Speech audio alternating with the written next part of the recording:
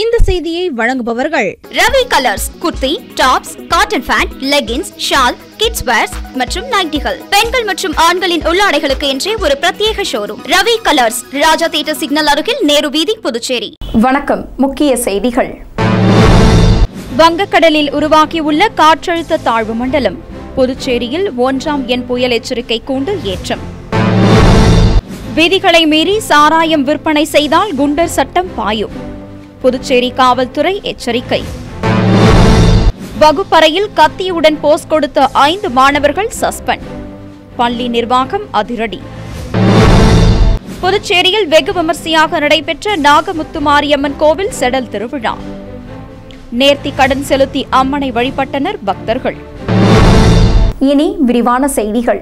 வங்கக்கடலில் உருவாகியுள்ள காற்றழுத்த தாழ்வு மண்டலம் காரணமாக புதுச்சேரி துறைமுகத்தில் 1ஆம் எண் புயல் எச்சரிக்கை கூண்டு ஏற்றப்பட்டுள்ளது. புதுச்சேரியில் ஜூலை 18ஆம் தேதி மாலை பலத்த காற்றுடன் கூடிய மழை பெய்தது. இந்நிலையில் ஜூலை 19ஆம் தேதி காலை முதலே வானம் மேகமூட்டத்துடன் காணப்படுவதோடு அவ்வப்போது தூறல் மழை பெய்து வருகிறது. இந்நிலையில் சென்னை வானிலை ஆய்வு மையமானது மழை குறித்த அறிவிப்பை வெளியிட்டுள்ளது.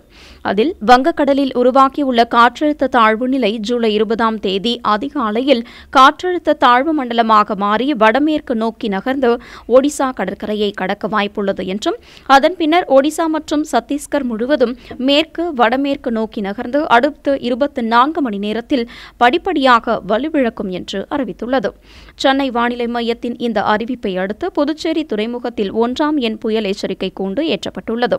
இதனையடுத்து புதுச்சேரியை சேர்ந்த மீனவர்கள் அடுத்த 48 மணி நேரத்திற்கு கடலுக்குள் செல்ல வேண்டாம் என்றும், கடலுக்குள் சென்றுள்ள மீனவர்கள் விரைந்து கரை திரும்ப வேண்டும் என்றும் எச்சரிக்கப்பட்டுள்ளனர். புதுச்சேரியில் விதிகளை மீறி சாராயம் விற்பனை செய்யும் நபர்கள் மீது குண்டர் சட்டத்தின் கீழ் நடவடிக்கை எடுக்கப்படும் என காவல்துறை சார்பில் எச்சரிக்கப்பட்டுள்ளது. புதுச்சேரி மேற்கு பகுதிகளான வில்லியனூர், மங்கலம், திருபுவனை, காட்டேரிக்குப்பம், நெட்டப்பாக்கம், மடுகரை ஆகிய பகுதிகளில் உள்ள சாராய கடை உரிமையாளர்கள் மற்றும் ஊழியர்களுடன் கலந்துரையாடல் கூட்டம் வில்லியனூர் காவல் நிலையத்தில் நடைபெற்றது. கூட்டத்திற்கு பின்பு செய்தியாளர்களை சந்தித்த மேற்கு பிரிவு காவல்துறை கண்காணிப்பாளர் வம்சிதர் ரெட்டி, புதுச்சேரியில் உள்ள சாராய கடைகள் மூலம் விதிமுறைகளை மீறி சாராயத்தை வெளியில் அனுப்புவது, குறிப்பிட்ட நேரங்களை தாண்டி மது விற்பனை செய்வது மற்றும் அடையாளம் தெரியாத நபர்களுக்கு அதிக அளவில் மது விற்பனை செய்வது போன்ற நடவடிக்கைகளில் ஈடுபட்டால் அவர்கள் மீது குண்டர் சட்டத்தின் கீழ் நடவடிக்கை எடுக்கப்படும் என்று எச்சரித்துள்ளார். அரசு விதிமுறைகளை மீறி தொடர்ந்து இதுபோன்ற குற்ற செயல்களில் ஈடுபட்டால் சம்பந்தப்பட்டவர்களின் மதுக்கடை உரிமத்தை ரத்து செய்ய மாவட்ட ஆட்சியருக்கு பரிந்துரை செய்யப்படும் என்றும், சாராயத்தின் மூலம் இறப்பு ஏற்பட்டால் சாராய கடை உரிமையாளர்களின் குடும்பமே அதற்கு பொறுப்பேற்க வேண்டும் என்றும் தெரிவித்துள்ளார். அரசு அனுமதித்துள்ள அளவை மீறி சாராயம் விற்பனை செய்தாலோ அல்லது போதை அதிகமாக இருந்தாலோ கடுமையான நடவடிக்கை எடுக்கப்படும் என்றும், காலை 6 மணிக்கு திறக்கப்படும் சாராய கடைகள் இரவு 10 மணிக்குள் அனைத்து கடைகளும் மூடப்பட வேண்டும் என்றும் தெரிவித்துள்ளார். மேலும் சாராய கடை உரிமையாளர்களை தொடர்ந்து காவல்துறையினர் கண்காணித்து வருவதாகவும், அவரது குடும்பத்தை சேர்ந்தவர்கள் யாருமே லைசென்ஸ் எடுக்க முடியாத அளவிற்கு கடுமையான நடவடிக்கையும் எடுக்கப்படும் என்றும் எச்சரித்துள்ளார். புதுச்சேரியில் பள்ளி வகுப்பறையில் கத்தியுடன் போஸ் கொடுத்த 5 மாணவர்களை சஸ்பெண்ட் செய்து பள்ளி முதல்வர் அதிரடி நடவடிக்கை எடுத்துள்ளார். புதுச்சேரியில் பள்ளி மாணவர்கள் வகுப்பறையில் ஆசிரியர் நாற்காலியில் கத்தியுடன் அமர்ந்தபடி கும்பலாக புகைப்படம் எடுத்து இன்ஸ்டாகிராமில் பதிவிட்டனர். அது இன்ஸ்டாகிராம் மட்டுமின்றி வாட்ஸ்அப், ஃபேஸ்புக் உள்ளிட்ட சமூக வலைதளங்களில் வைரலாக பரவியது. மாணவ பருவத்திலேயே கத்தியுடன் பள்ளிக்கூடத்திற்கு வந்து திரைப்படத்தில் கேங்ஸ்டர் இருப்பதை போன்று வெளியிட்டது சமூக ஆர்வலர்கள், பெற்றோர்களிடையே அதிர்ச்சியை ஏற்படுத்தியது. இதையடுத்து புதுச்சேரி காவல்துறையினர் மாணவர்களின் சீருடையை வைத்து விசாரணை மேற்கொண்டனர்.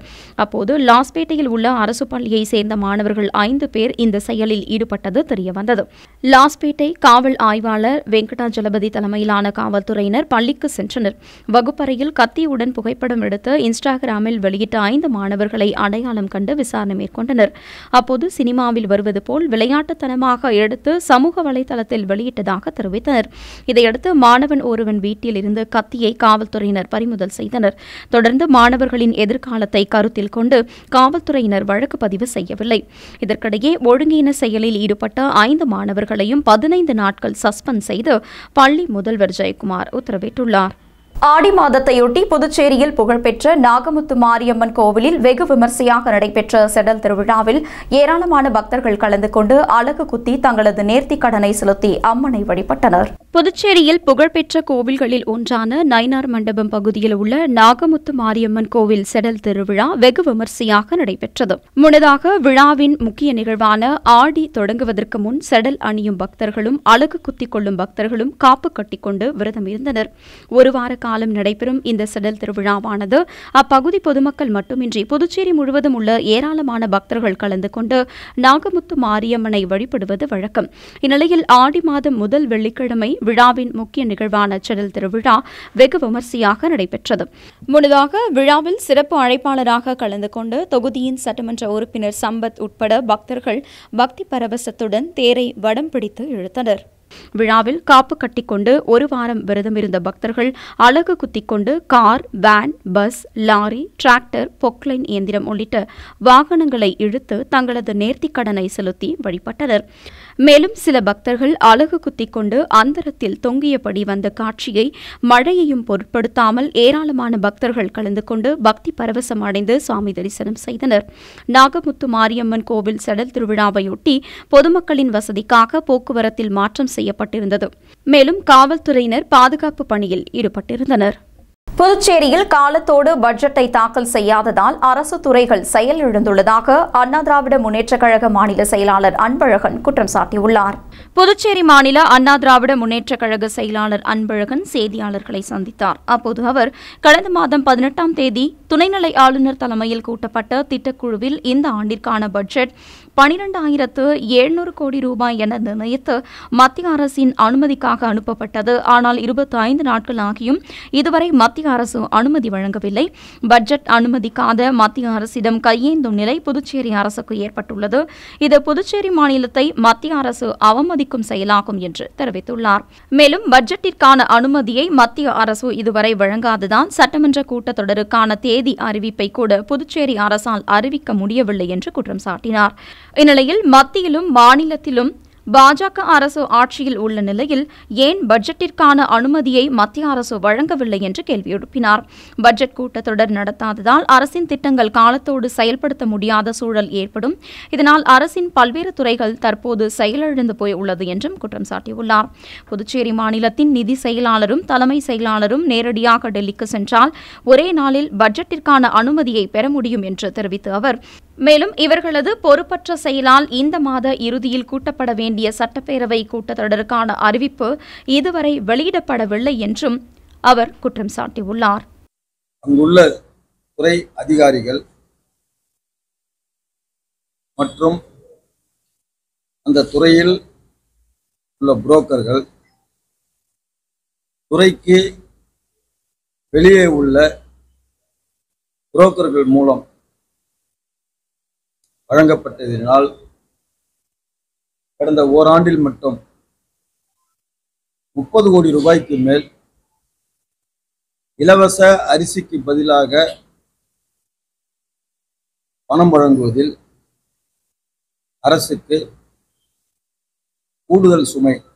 புதுச்சேரியில் ரேஷன் கடைகளை திறக்க குடிமைப்பொருள் துறையை முதலமைச்சர் தனது அதிகாரத்திற்கு கொண்டு வர வேண்டும் என்று எதிர்க்கட்சித் தலைவர் சிவா வலியுறுத்தியுள்ளார். புதுச்சேரி சட்டமன்ற எதிர்க்கட்சித் தலைவர் சிவா வெளியிட்டுள்ள அறிக்கையில் பாராளுமன்ற தேர்தலின் போது மக்களின் கோபக்கனலை தணிப்பதற்கு ரேஷன் கடைகளை திறப்போம் என்று முதலமைச்சர் ரங்கசாமி உறுதியளித்தார். ஆனால் இதுவரை அரசிடம் ரேஷன் கடைகளை திறக்க எந்த நடவடிக்கையும் இல்லை என்று குற்றம் சாட்டினார். மேலும் அரசியல் அரங்கில் பாரதிய ஜனதாவிற்கும் என்ஆர் காங்கிரசிற்கும் நடைபெறும் கூட்டணி சண்டை கூட பதவிக்காகவே தவிர மக்களின் எதிர்பார்ப்பான ரேஷன் கடைகள் பற்றியது அல்ல என்று தெரிவித்துள்ளார். மேலும் ரேஷன் கடைகள் திறப்பது தாமதப்படுத்துவதற்கு காரணம் கமிஷனும் கரப்ஷனும் தானோ என்ற சந்தேகம் எழுவதாக தெரிவித்த அவர் ரேஷன் கடையே இல்லாத மாநிலம் புதுச்சேரி என்ற அவப்பெயரை நீக்கிட வேண்டியும் உடனடியாக ரேஷன் கடைகளை திறக்க வேண்டும் என்று மீண்டும் இந்த அரசை வலியுறுத்துவதாக தெரிவித்துள்ளார். அதோடு மூடி கிடக்கிற கடைகளுக்கான வாடகை பாக்கியையும் ஊதியமின்றி வாடி கிடக்கும் ஊழியர்களின் சம்பள பாக்கியையும் தவணை முறையில் செலுத்தவும் நடவடிக்கை எடுக்க வேண்டும் என்று வலியுறுத்தியுள்ளார். அதிமுக்கியமான இந்த துறை முதலமைச்சரின் அதிகாரத்திற்குள் கொண்டு வந்தால் செயல்பாடு விரைவாக இருக்கும் என்று வலியுறுத்துவதாகவும் தெரிவித்துள்ளார். தொடர்ந்து இந்த அரசு மெத்தனம் காட்டுமேயானால் மாநில அளவில் மட்டுமின்றி ஒவ்வொரு ரேஷன் கடைகள் முன்பாகவும் பொதுமக்களையும் ஊழியர்களையும் திரட்டி மாபெரும் போராட்டங்களை முன்னெடுக்க நேரிடும் என்றும் எதிர்க்கட்சித் தலைவர் சிவா தெரிவித்துள்ளார். புதுச்சேரியின் புதிய பேருந்து நிலையத்தின் கட்டுமான பணிகளை விரைந்து முடித்து பொதுமக்களின் பயன்பாட்டிற்கு விரைந்து திறக்க வேண்டும் என சட்டமன்ற உறுப்பினர் நேரு அதிகாரிகளுக்கு உத்தரவிட்டுள்ளார். புதுச்சேரி புதிய பேருந்து நிலைய கட்டுமான பணிகள் ஸ்மார்ட் சிட்டி திட்ட நிதி உதவியுடன் நடைபெற்று வருகிறது. இந்த பணிகளை உருளையன்பேட்டை தொகுதி சட்டமன்ற உறுப்பினர் நேரு ஆய்வு மேற்கொண்டார். இந்நிலையில் தற்காலிக பேருந்து நிலையமாக AFT மைதானம் இயங்குகிறது. இதனால் அந்த பகுதியில் போக்குவரத்து நெரிசலால் மக்கள் பாதிக்கப்படுகின்றனர். எனவே விரைவாக கட்டுமான பணிகளை முடித்து மக்கள் பயன்பாட்டிற்கு புதிய பேருந்து நிலையத்தை திறந்துவிட வேண்டும் என அதிகாரிகளை கேட்டுக் கொண்டார். ஆய்வின் போது ஸ்மார்ட் சிட்டி திட்ட தலைமை அதிகாரி ருத்ரகவுடு, ஸ்மார்ட் சிட்டி திட்ட தொழில்நுட்ப அதிகாரி ரவிச்சந்திரன், நகராட்சி ஆணையர் கந்தசாமி, செயற்பொறியாளர் சிவபாலன், மின்துறை செயற்பொறியாளர் கனியமுதன் மற்றும் ஸ்மார்ட் சிட்டி திட்ட அதிகாரிகள், நகராட்சி மின்துறை அதிகாரிகள், மனிதநேய மக்கள் சேவை இயக்க பிரமுகர்கள் பலர் உடனிருந்தனர். புதுச்சேரி வம்பாக்கிரபாளையம் ஸ்ரீ வழிமாரியம்மன் ஆலயத்தில் ஆடி மாதத்தையொட்டி நடைபெற்ற பால்குட ஊர்வலத்தில் ஏராளமான பெண்கள் கலந்து கொண்டு சாமி தரிசனம் செய்தனர். புதுச்சேரி வம்பாக்கிரபாளையத்தில் அருள்மிகு ஸ்ரீ துலுக்கானத்தம்மன், ஸ்ரீ அங்காள பரமேஸ்வரி அம்மன், ஸ்ரீ வழிமாரியம்மன், ஸ்ரீ வேதவனேஸ்வரர் ஆலயம் உள்ளது. இந்த ஆலயத்தில் 24ஆம் ஆண்டு ஸ்ரீ வழிமாரியம்மன் ஆடி மாத திருவிழா நடைபெற்று வருகிறது. விழாவில் முக்கிய நிகழ்வான பால்குட ஊர்வலம் நடைபெற்றது.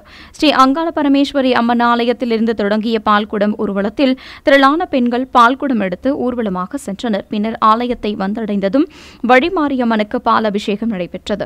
தொடர்ந்து சாமிக்கு மகா தீபாராதனை காண்பிக்கப்பட்டது. விழாவில் ஏராளமான பக்தர்கள் கலந்து கொண்டு சாமி தரிசனம் செய்தனர். விழாவிற்கான அனைத்து ஏற்பாடுகளையும் வம்பாக்கிரபாளையம் மீனவ கிராம ஆலய கமிட்டி மற்றும் ஊர் பொதுமக்கள் சிறப்பாக செய்திருந்தனர். அடுத்து வருவது புதுச்சேரியில் இன்றைய பெட்ரோல் மற்றும் டீசல் விலை விவரம். சர்வதேச சந்தையில் கச்சா எண்ணெயின் விலை நிர்ணயத்திற்கு ஏற்ப நாள்தோறும் பெட்ரோல் மற்றும் டீசல் விலை மாற்றி அமைக்கப்பட்டு விற்பனையாகி வருகின்றது. அதன்படி புதுச்சேரியில் 1 லிட்டர் பெட்ரோல் 94 ரூபாய் 23 காசுகளுக்கும், டீசல் 1 லிட்டர் 84 ரூபாய் 43 காசுகளுக்கும் விற்பனை செய்யப்பட்டு வருகிறது. இனி வருவது புதுவையில் இன்றைய தங்கம் மற்றும் வெள்ளி விலை நிலவரம். இன்றைய தங்கம் வெள்ளி விலை விவரம். புதுவையில் இன்றைய தங்கம் வெள்ளி விலை விவரம் வழங்குபவர்கள் முத்து கோல்ட் ஹவுஸ், பாண்டிச்சேரி. தங்கம் 1 கிராம் 6815 ரூபாய். இன்றைய தங்கம் வெள்ளி விலை விவரம். வெள்ளி 10 கிராம் 947 ரூபாய். இத்துடன் AMN செய்திகள் நிறைவடைந்தன. வணக்கம். புதுச்சேரி உங்கள் AMN டிவி செய்திகளை யூடியூபில் உடனுக்குடன் காண AMN டிவி பாண்டிச்சேரி சேனலை சப்ஸ்கிரைப் செய்யுங்கள். பெல் பட்டனை மறக்காமல்